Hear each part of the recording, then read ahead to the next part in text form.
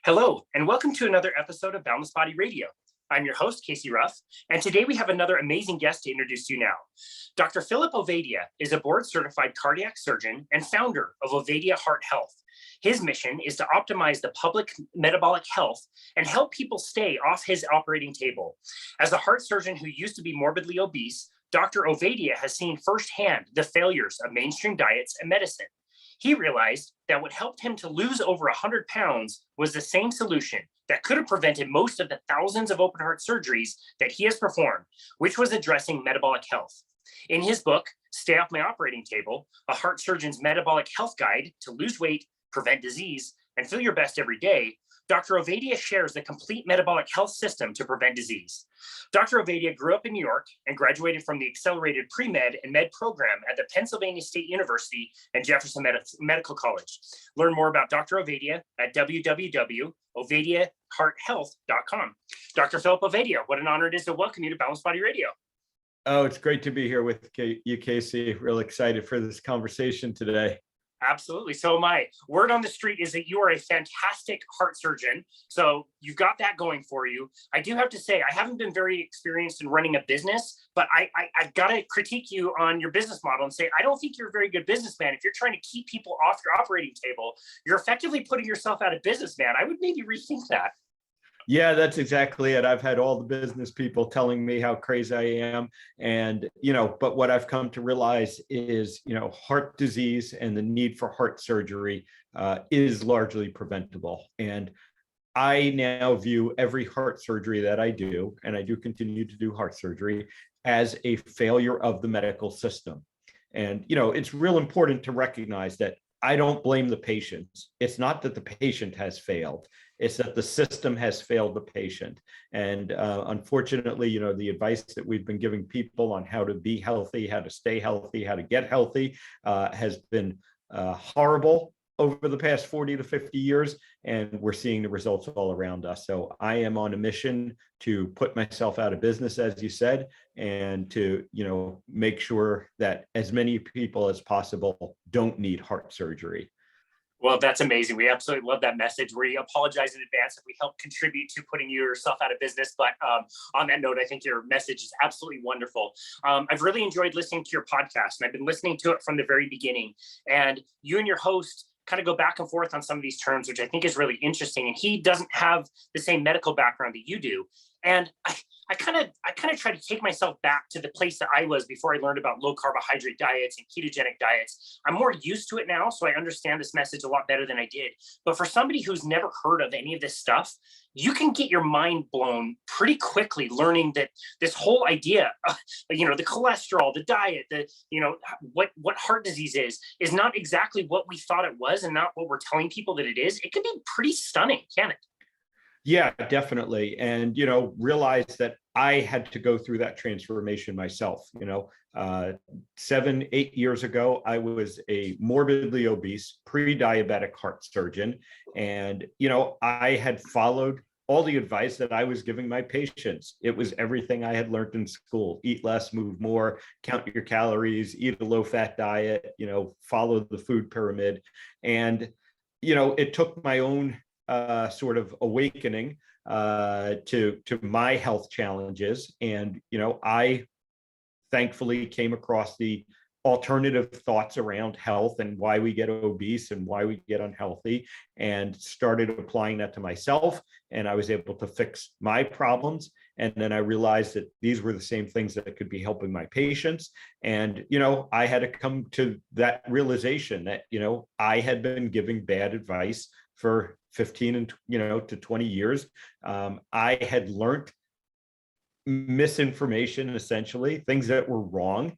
And that's not to say that it was some big intentional conspiracy theory. The reality is that 50 years ago we were facing a big problem. We had this exploding incidence of heart disease and obesity and diabetes, and the government, other entities involved made some choices about what they thought would help people. And we went down a path, but it turns out we went down the wrong path. And here we are 50 years later, and all those problems that those things we're supposed to help with, we have just seen them get exponentially worse. I mean, the obesity rates, the diabetes rates have skyrocketed. Heart disease remains the #1 killer in the United States and worldwide. And so it's time to step back and say, we got it wrong. And, again, I started with myself, and then I admitted that I got it wrong. And I've now admitted, to my patients, and I discussed with them that, we got it wrong, the system got it wrong, and this is what we need to do to change our path. Wow. Well, I'm super excited to unpack all of that and kind of unpack some of the myths that you talk about in your book, and talk about some of the things that we understand a little bit better now. I do want to go back to your story. So what was a normal day in the life like for you before you learned about this? And then how did you come to the knowledge that the message that you were being taught wasn't necessarily the right one? Yeah, so I think my story is pretty typical. I really was always obese, going back to childhood, and that was despite the fact that I was a very active child. I played sports year round. I walked to school, rode my bike, all over the place, and my family was largely following the dietary advice at the time. We had all of the low fat, margarine instead of butter, and skim milk, and over our, heart healthy Wheaties and Cheerios and, grain cereals. We didn't really have sugar in the house. My older brother is a type 1 diabetic. So we avoided sugar, we ate low fat, and our whole family, was obese. And that just worsened as I went through, the stressful time that is, medical school and training to be a surgeon, and, a lot of long hours and poor sleep, and certainly poor eating habits.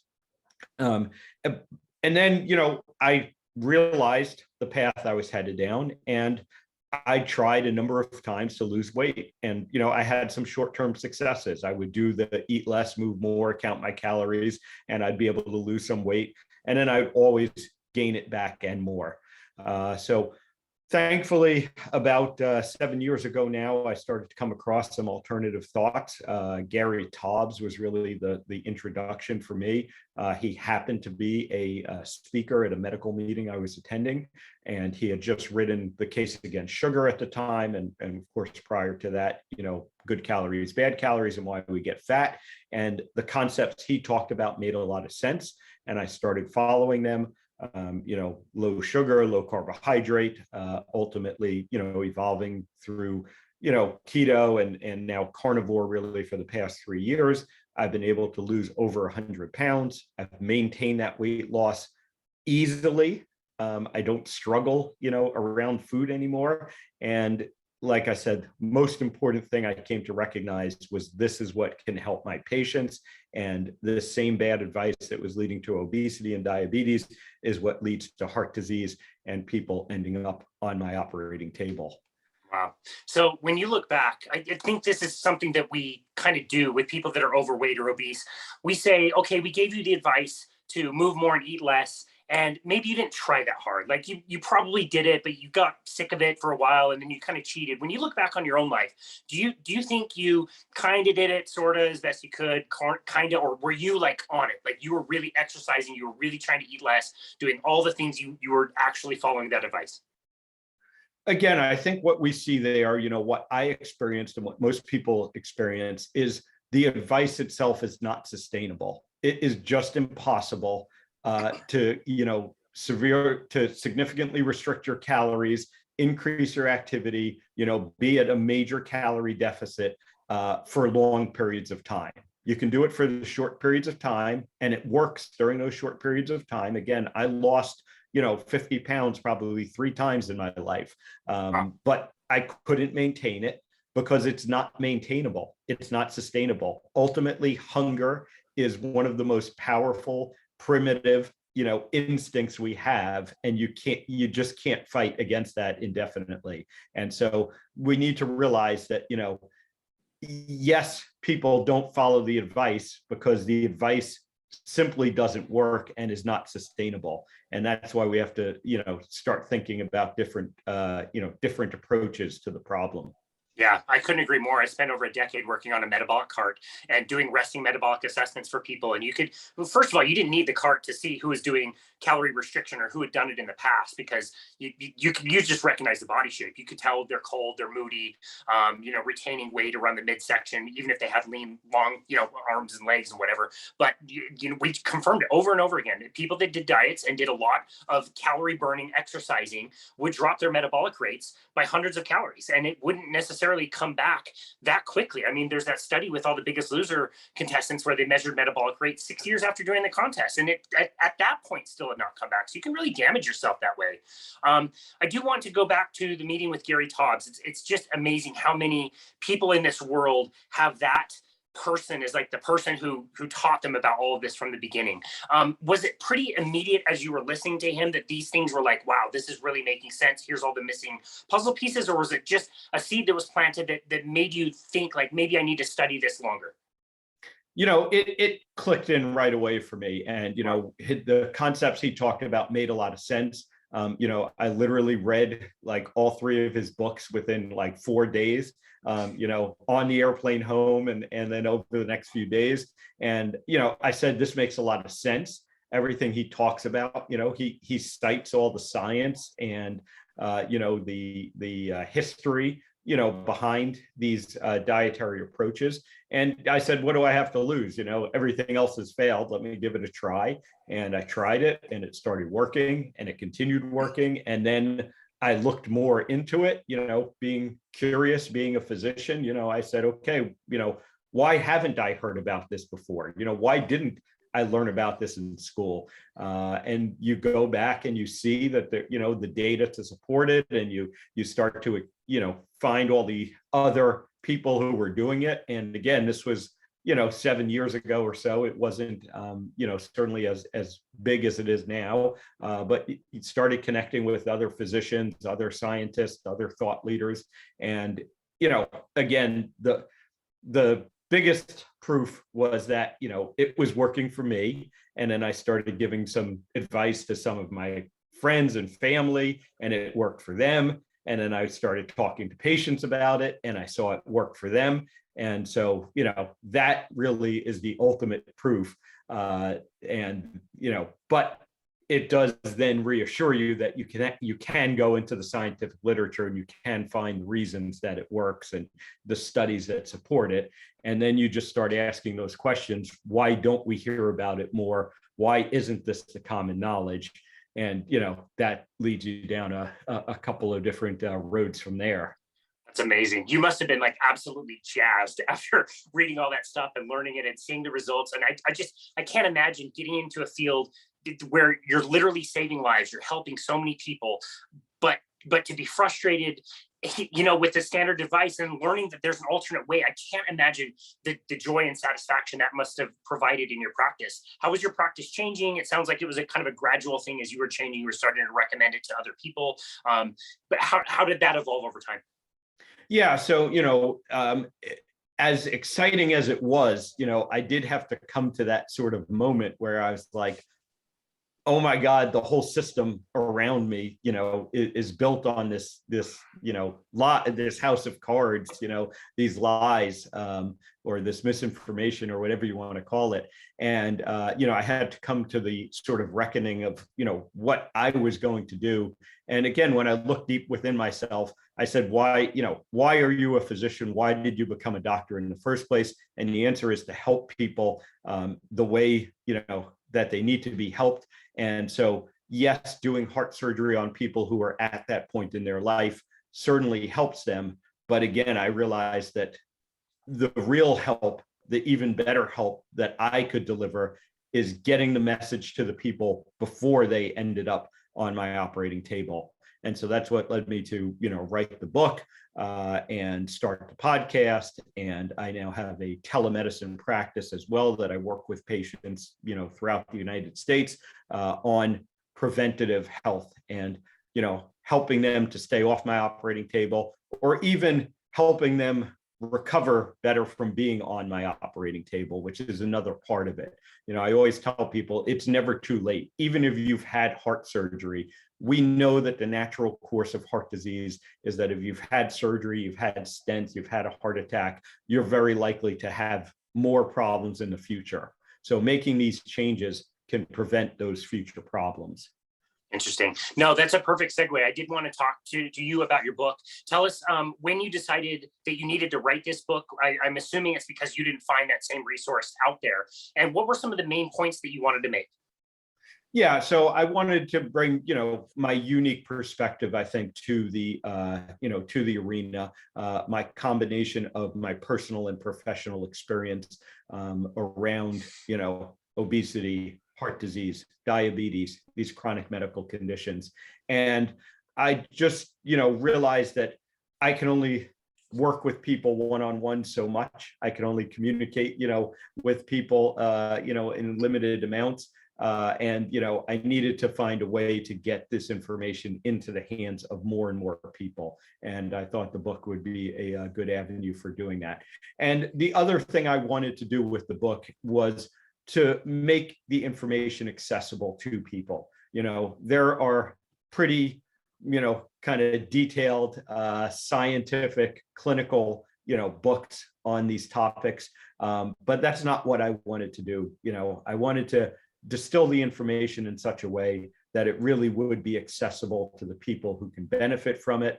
I wanted to, discuss these myths that, both doctors and patients have been led to believe over the years, and then give people the practical tips that they need to be able to implement these changes and get the benefits that I and so many others have gotten from these lifestyle changes. Yeah, that's fantastic. That message definitely comes through really easily in your book and your writing style. I think anybody could really hold it and appreciate it. Before we go any further to some of the myths, we might end up jumping around to different things. Like we'll talk about obesity, we'll talk about, type 2 diabetes, we'll talk about heart disease, obviously, heart attacks, all of these different things. They're like all, across the board and different places. Can you tell us a little bit why they're so related to each other and what they actually mean? Yeah, and it really comes down to the fact that they all come from the same root cause, and that is our metabolic health.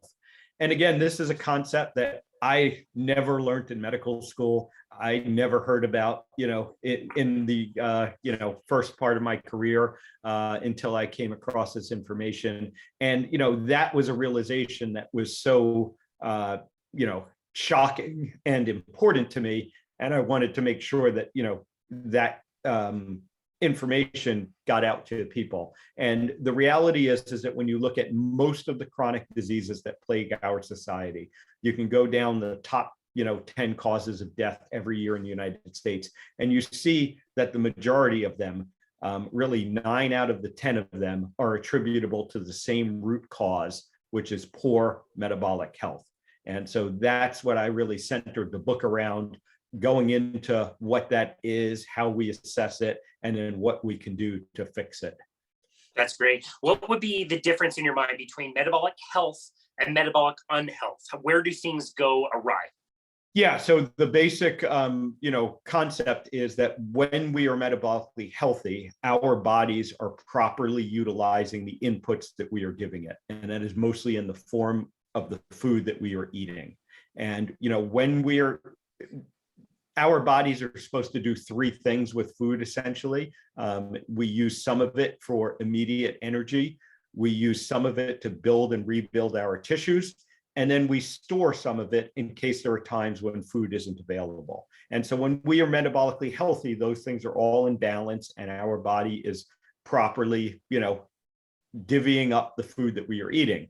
Unfortunately, our modern food environment hijacks that system, and it sets up an environment where we store too much energy, and we can never tap into that stored energy.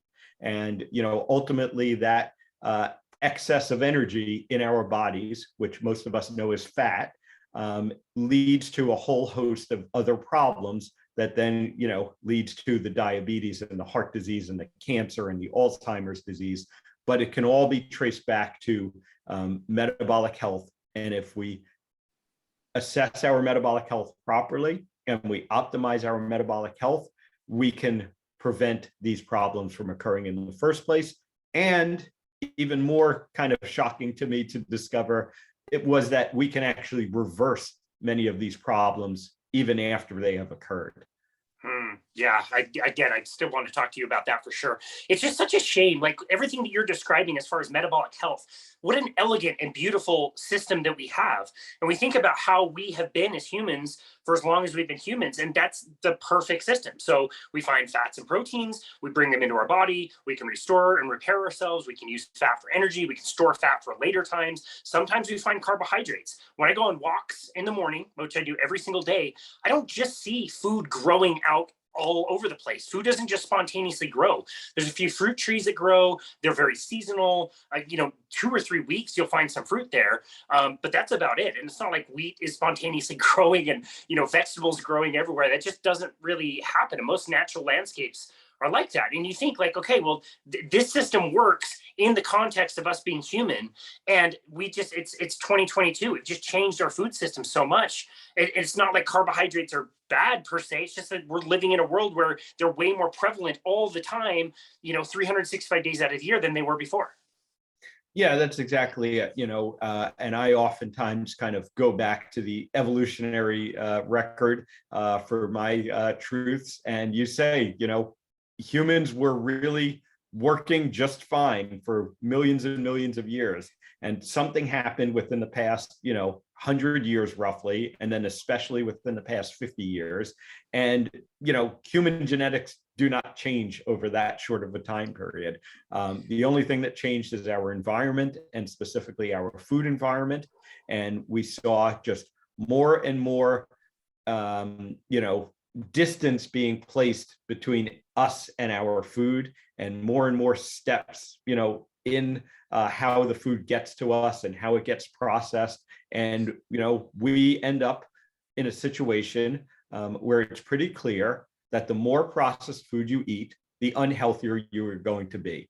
And, that is just undisputable. And, once you get past that, once you realize that, you can have some discussion about how much animal product you should be eating and how much plant product you should be eating. And the reality is that it's going to vary from person to person. But first and foremost, you have to eliminate the processed food. We have to get back to eating whole, real food. And, that's one of the major principles that I go through in the book, is just eat whole, real food. Yeah, I love that. Let's talk about that myth in particular, the myth about diet, the recommendations that we've been given. Obviously, very, very smart people at some point got together and said, this is the optimal diet we're going to recommend. American adults need 6 to 11 servings of bread and rice and pasta. Clearly, they had, nutritional backgrounds, and they studied this for a really long time, and they came up with the absolute very best diet for us. Is that correct? Yeah, that's not quite how it happened, as it turns out. But, I certainly would have thought the same thing. But it turns out that, there were basically, 1 or 2 scientists who had a theory. And that theory really starts with, saturated fat, in the diet was leading to the high incidence of heart disease. And that theory got advanced. And basically, it was decided that we needed to take saturated fat as much as possible out of the diet. And in order to do that, you have to start messing with the food, because, saturated fat is something that occurs naturally in our food environment. And so you start processing the food, and you take saturated fat out, and you put other things in, mostly sugar or fake fats, processed fats that have been, created by the food industry. And again, it was a theory, and the test has been running now for 50 years, and the results are an abject failure. We are way more unhealthier than we were at the beginning of this experiment. And so it's time to go back and say the basic assumption that saturated fat in the diet is what's leading to heart disease is what was wrong. And, now we have to figure out how to get ourselves out of this problem that we have, where our entire food environment is essentially, killing us. Yeah, you made such a really good point there. And I think it was probably Nina Teicholz in The Big Fat Surprise that made this point also. You didn't say saturated fat causes obesity or weight gain or any of that other stuff. You said just heart disease. And to think that heart disease that was happening primarily in, middle-aged men, whatever diet was recommended across the board to every man, woman, and child, any age, any gender, whatever. But it was really only designed for one little subset of that population. It wasn't for optimal health or building muscle or reproduction or any of those other things. It was just that one little thing, not even like weight loss. Yeah, that's exactly it. As I said, this really started with the concerns around the increasing incidence of heart disease, and then in the 1950s, a sitting president in office has a heart attack. And of course, that rightly triggered, the alarms. Why do we have so much heart disease? And, there were a bunch of competing theories at the time. And unfortunately, the one theory won out, that this was a problem with saturated fat in our diet. And, we can go back and we can realize that the science that was based upon was both flawed and maybe fraudulent. But, as I said, what I look at now is that here we are, 70 years into the experiment, the results are a complete failure. What is it going to take for us to step back and say, we made a mistake, we went down the wrong path, and now we have to start undoing that.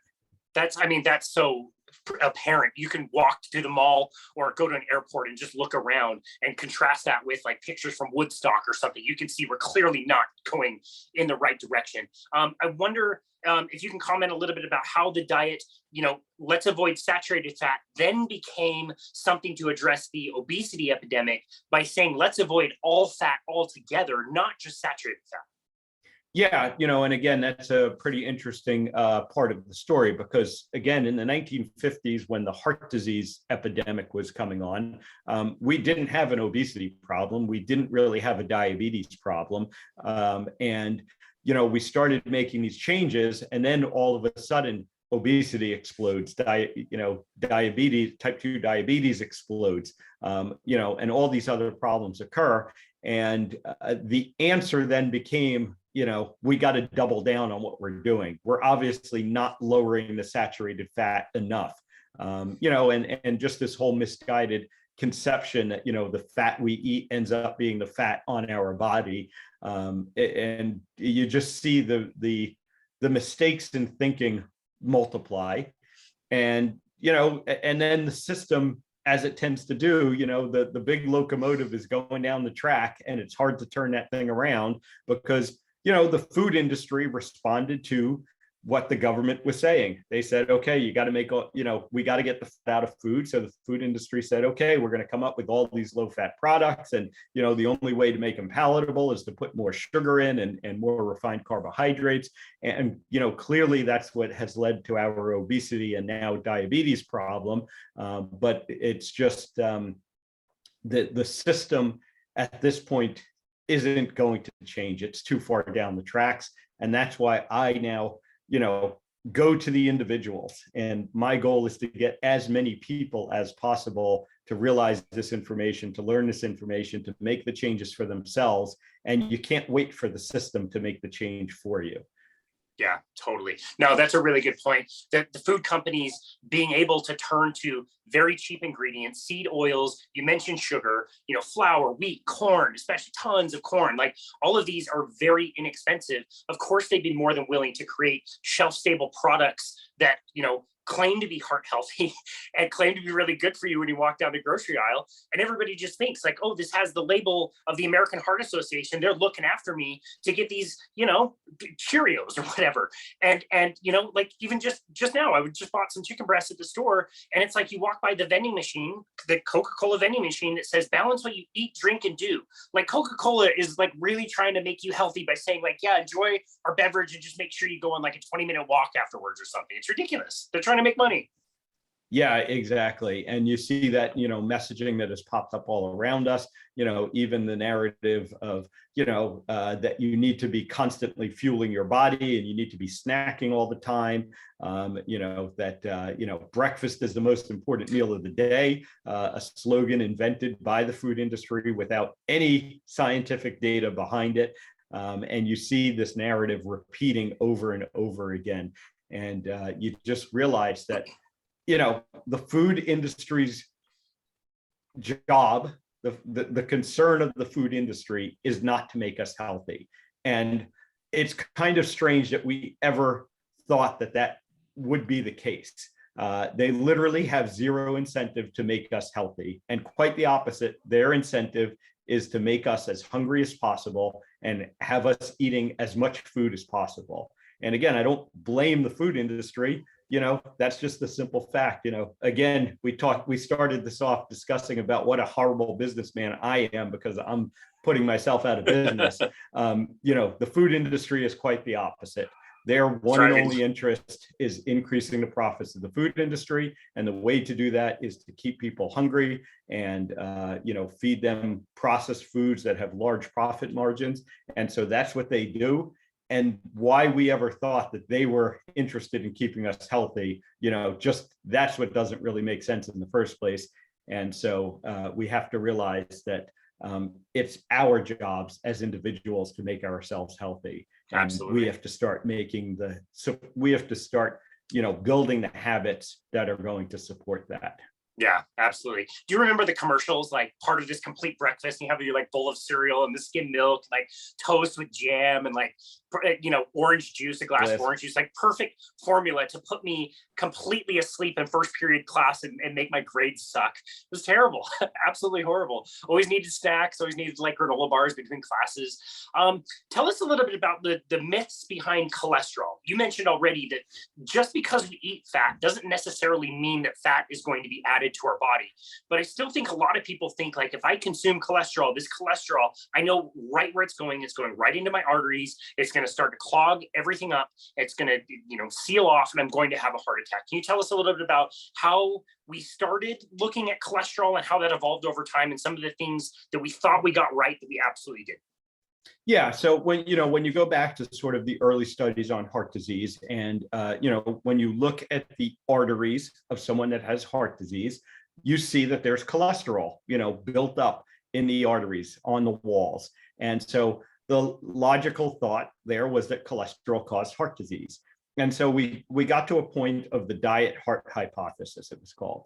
And basically, it's a two-part hypothesis. It's that the amount of cholesterol that we eat affects the amount of cholesterol in our bloodstream.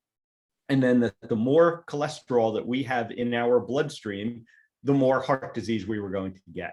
And it turns out that both parts of that hypothesis are wrong. But that was the prevailing theory that won out during the day. And again, that's what led us down this path that we got down.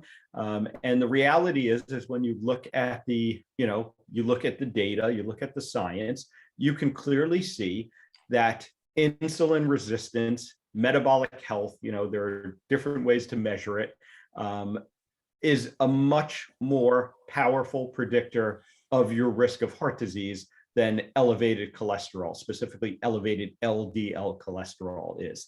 And, again, the data on that is clear. We have study after study that shows this, and yet the medical, the healthcare system has all been built around this concept that, high cholesterol, high levels of LDL cholesterol specifically in our bloodstream are what leads to heart disease, and that, the foods that we're eating are what is affecting our LDL cholesterol. And so you either have to change the foods that you're eating, or of course you have the option of taking medications to lower your LDL cholesterol. But again, that has been the prevailing theory for many, many years. Statin medications to lower LDL cholesterol have been the number one prescribed class of medications now for 20 plus years, and we are not seeing an impact on heart disease. So you have to step back and say, one of our basic assumptions must be wrong. Yeah, definitely. I mean, I think if you or I to go out into the street and ask anybody, like, tell us about cholesterol, tell us about your latest panel, I think most people would say, like, yeah, my total cholesterol was high. My doctor wanted it to be lower. One of these cholesterols is bad, and that definitely need to be lower. And there's a good kind, and that needs to be better. But I don't know how to even do that. Nobody seems to know. Yeah. Can you comment a little bit about that, where people know that there is a good version of cholesterol and then there's this evil bad version of cholesterol? Are they the same? Are they different? Is there different, ill-willing cholesterol molecules out there? Like, what's the difference? Yeah, no, it really, again, that basic kind of distinction doesn't really make sense. So again, even stepping further back, you have to ask yourself, why would our bodies make something that's trying to kill us, essentially? Because that's what the cholesterol theory really is based upon, that our bodies are making this LDL cholesterol, this bad cholesterol, and this bad cholesterol is then leading to heart disease and killing us. And at a basic level, you have to say, why would our bodies make it if it wasn't good for us? And so when you start to think about those basic questions, that leads you to step back and say, okay, what does cholesterol actually do in our bodies? And the answer is, it's actually a repair mechanism. And the blood vessels in our heart and elsewhere get damaged, and the cholesterol gets sent to repair the damage. And then if you keep damaging the blood vessel wall and you keep sending more and more cholesterol, yes, eventually it's going to build up and cause blockages. But the answer to that isn't to get rid of the cholesterol. The answer is stop doing whatever is damaging your blood vessel walls. And it turns out that the thing that's damaging our blood vessel walls is insulin resistance, poor metabolic health, high blood glucose levels, all of these other things around metabolic health. And so if we were to address that problem, the cholesterol becomes a non-issue.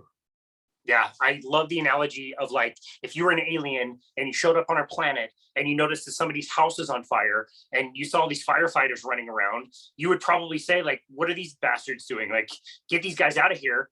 Every time I see a fire, I see firefighters, so get rid of the firefighters. And it's very similar with cholesterol, correct? Like, it's there to fix things and help things get better and heal. Yeah, exactly. And I love that analogy as well. And, it's interesting that, I think probably the first person I heard that analogy from was Dave Feldman, who is a computer scientist engineer. And, it was another one of those aha moments, sort of in this journey where I said, he's exactly right. That makes a lot of sense. I verified it. I went back, I looked at the studies and the science and, the information that he talked about. And then I started saying, why am I learning about the true cause of heart disease from a computer scientist, instead of all the, medical school professors and all my fellow, heart doctors. And, it just leads you down that path of another part of the theory that we got wrong and all of the secondary effects, I would say, of that theory. Yeah, I mean, I'm like you. I'm just so grateful for people like that. The journalists, Nina, Gary, all of these guys who they're not in the medical field, they're not in the nutrition field. They're trying to tell a story. They're trying to uncover information. The researchers, the scientists, people like Ben Bickman. He doesn't care whether people eat a steak or a salad or pasta. He's just doing really good research on insulin. People like you mentioned, Dave Feldman. He's a software engineer that had this really wonky test that came back after he's feeling amazing on a ketogenic diet, but his LDL is through the roof and his doctor's pissed because his cholesterol is way too high and he's going to die of a heart attack, leads him to start asking questions. And it's so cool to see those people helping to change the message. And you're absolutely right. It has to be done at an individual level on the ground. It can't be done from the top down because it simply won't. It's like you've commented before, the entire medical system would collapse. Yeah. And, one of the things that I came to realize through all of this is that, it took the people outside the system to start asking these questions and start searching out these answers because the system itself is so broken and is so captured. And, as a physician, you really get educated in such a way that you're not supposed to question these basic assumptions anymore. And again, it's pretty ironic because physicians are supposed to be educators. They're supposed to be curious. They're always supposed to be asking, what can I do better, to help the people that I am serving. And we have evolved to an environment, to a system that actively discourages independent thought from physicians anymore. And, the nutrition part of it is certainly, it's one of the most glaring examples, but you really can see it throughout medicine, throughout healthcare. And it's really what leads you to the basic problems, that we see throughout our healthcare system today. Yeah, definitely. You've already mentioned a medication, a statin in particular. Can you tell us a little bit about what some of the downsides are of a statin medication, how it can, maybe help some people, but by and large can cause a lot of side effects? We understand that every medication, that you can prescribe, really any chemical might have some type of a side effect. But what is it specifically about statins? It's just so important because you're right. This is the number one prescribed drug in the world, as far as I understand. Yeah, so, again, realize that, when statin medications were developed, they were tested sort of, I would say, along in a similar way to most medications. And these are short studies, a couple of years at the most, 5 years, where they, see what they're supposed to do and then what other effects they might have, the side effects and the complications that can come from the medication. And one of the issues with statins is that we are now in a situation where people are being started on these medications younger and younger. And so they're taking them for longer and longer periods of time. And, we now have people who have been on these medications for 20 and 25 years, and that is not a situation that was ever studied. And it turns out that there are some concerning signals that we're starting to see around these medications. One of them is that there certainly seems to be worsening insulin sensitivity, higher incidence of type 2 diabetes in people who are on statins for extended periods of time. And again, we go back and we know that insulin resistance and type 2 diabetes are the biggest risk factors for heart disease. So if you're trying to prevent heart disease with a medication that's giving people the biggest risk factor for heart disease, that becomes a bit of a problematic situation. Yeah, now, I want to be clear that I'm not saying that no one should be on statins, and I'm not telling everyone that's on a statin medication right now to throw it out and stop taking it. What I really encourage people to do is to really, to have a conversation with your physician about what is the real benefit to this medication to me, what are the real potential harms of this medication to me. And if your doctor can't have that conversation with you, which quite honestly, most physicians can't, then you need to seek out other sources of information. You need to seek out other physicians to work with, because the bottom line is most physicians don't think about cholesterol.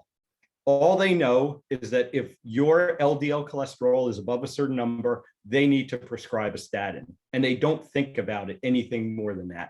And that, I think, is the biggest, problem that we have created in the system around the whole cholesterol narrative, because it turns out that the cholesterol story is a lot more complicated than that. And it really takes a lot of effort to understand this as a physician and to, get through the noise and figure out what's really going on.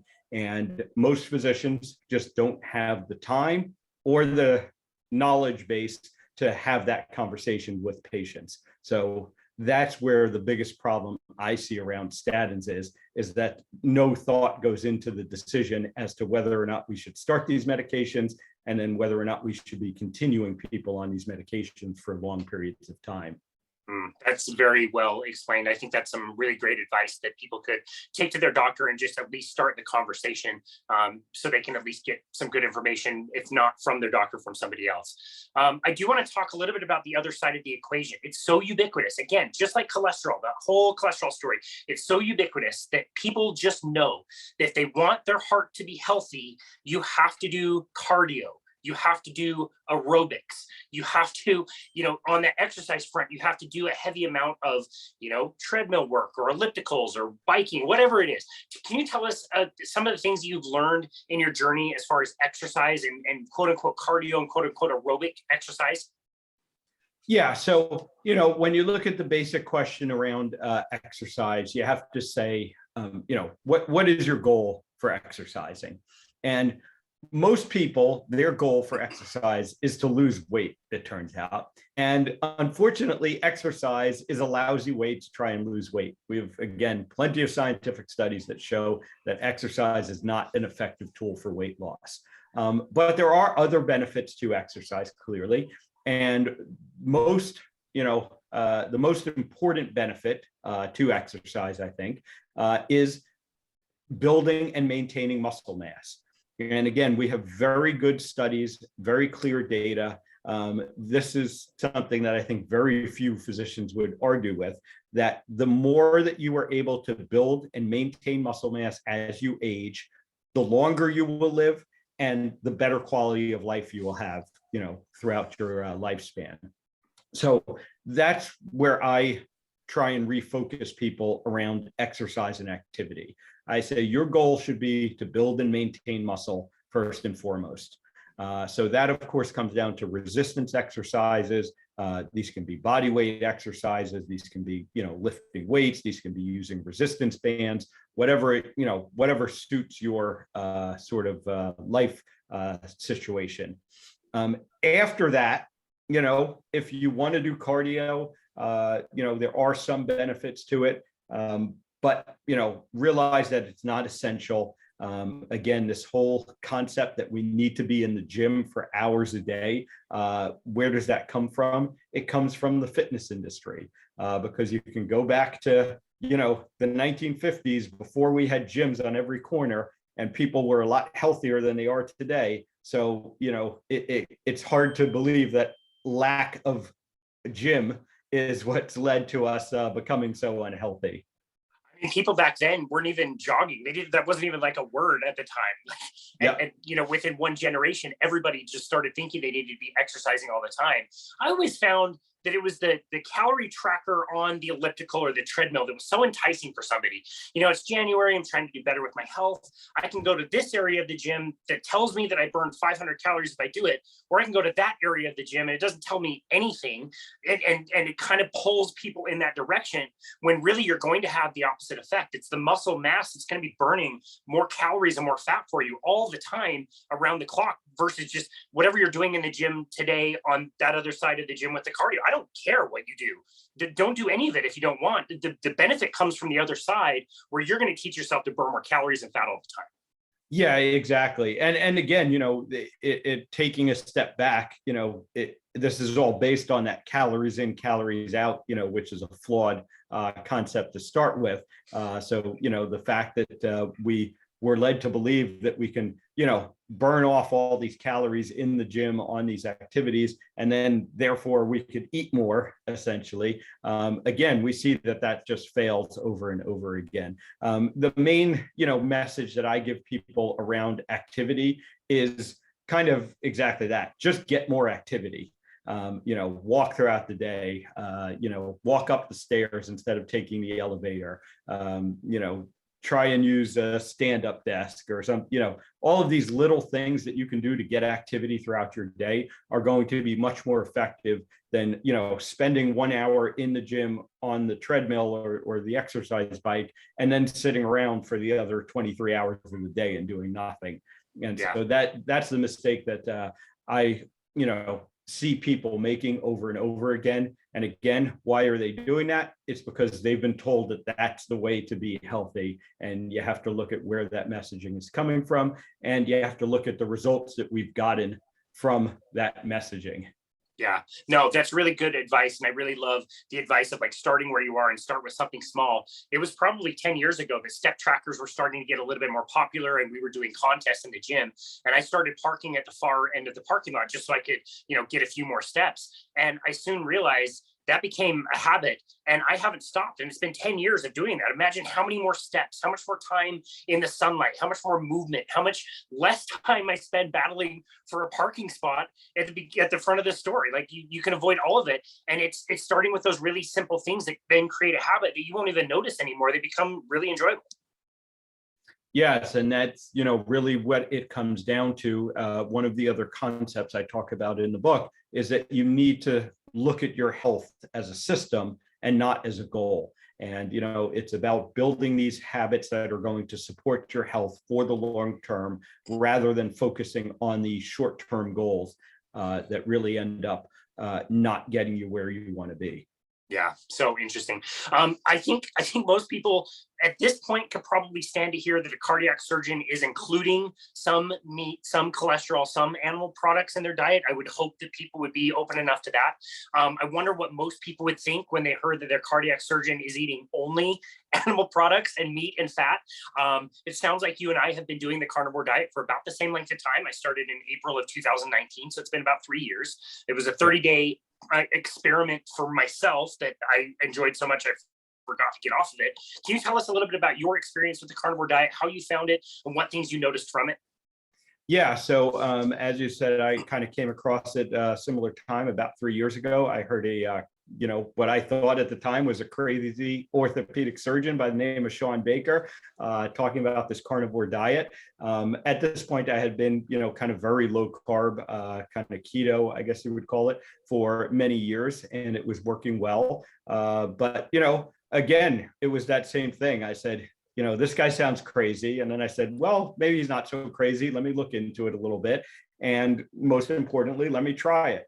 What do I have to lose? 30 days. I'll eat, only meat, and I'll eliminate the, what was actually a pretty small portion of my diet, at the time, of other stuff. And I went on the carnivore diet, and I immediately noticed the elimination of inflammation. At the time, I had been struggling with plantar fasciitis. No matter what I did, all the physical therapy, stop running, use different shoes, all that stuff, I couldn't get rid of the plantar fasciitis. I started the carnivore diet. And again, it wasn't my goal to get rid of plantar fasciitis. I just said, let me see what happens. And my third day on the carnivore diet, I got out of bed, and for the first time in years, my foot didn't hurt when I took those first steps of the day, and it never came back again. And so I said, pretty interesting. And then I, just got into what you said, that it's just such an easy thing to maintain. I didn't really have to think much about food anymore. I was hungry less often. I was able to easily eat just once a day for the most part.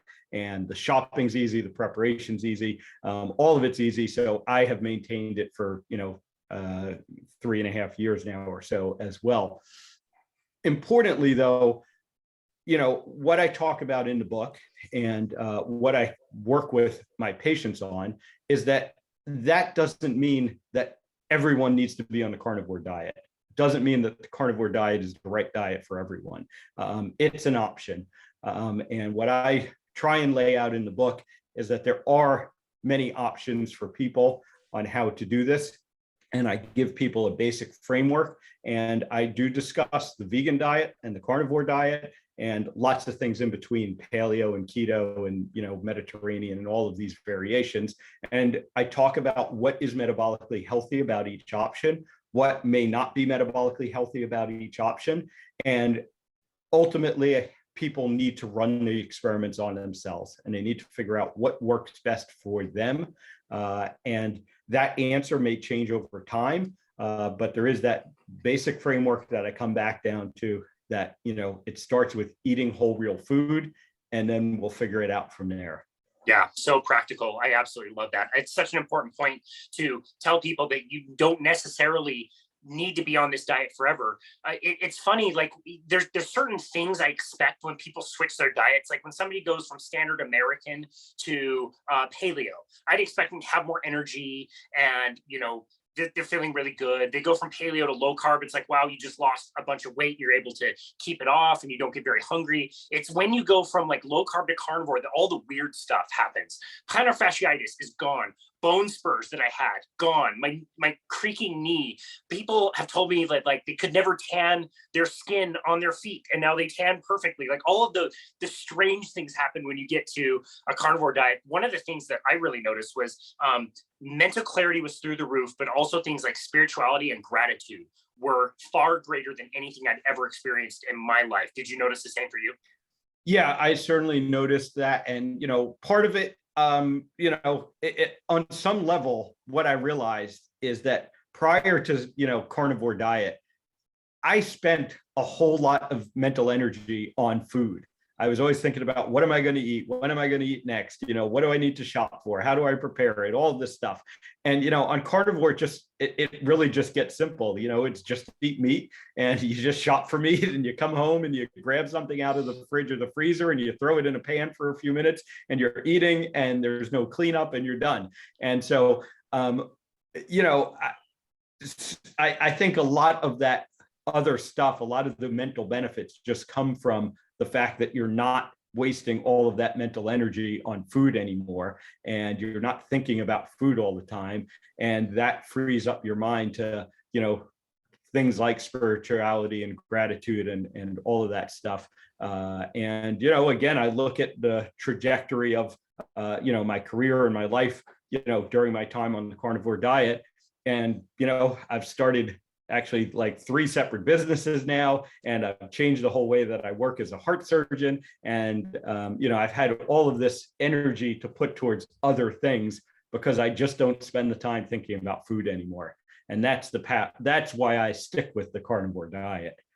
You're right. It's so inexpensive and simple to do. You'll have some interesting looking plates when you're, I guess I've got some chicken left over. I've got some ground beef. I've got some tri-tip. Let's just throw it all in a cast iron with a little bit of fat and eat it until you can't lift your fork anymore. And it's absolutely delicious and so satisfying and satiating. I love the easy part about the carnivore diet. I just got back from a bike ride with a good friend of mine who has also been on this podcast, Dr. Cameron Meyer. He works in the emergency room, and we got to talking, and he mentioned that he's really loving the podcast. He's really loving being, more in the low carb space and is kind of considering carnivore. And I asked him, like, how much of this are you able to share with your patients when you're in the emergency room?